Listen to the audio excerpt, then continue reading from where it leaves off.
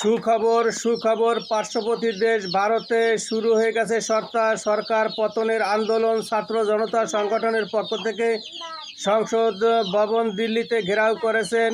তার সাথে যোগ দিয়েছেন কৃষক থেকে দিনমজুর, কলা কৌশলী, অভিনেতা, কংগ্রেস, মমতা ব্যানার্জি সবাই যোগ দিয়েছেন। অবশ্যই অনেক নিউজ চ্যানেলে দেখতে পাচ্ছি দিল্লির সংসদ ভবনের পেছন থেকে পালিয়ে গেছেন মোদি। সরকার পতনের এই জুলাইয়ে বাংলায়ও সরকার পতন হয়েছে, ইনশাল্লাহ এবার দিল্লিতেও সরকার পতন হবে। এই মোদির জায়গা একমাত্র ইসরায়েল ছাড়া আর কোনো দেশে হবে না।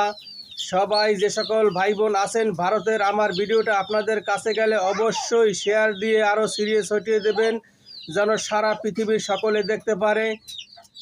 আপনারা যদি এখন ঘরে উঠে যান, অবশ্যই আপনাদেরকে ফুটেজ দেখে দেখে চিহ্নিত করে হয়তো মামলা দেবে, পিটাবে, মারবে, ধরবে ওই নরেন্দ্র মোদী পশু।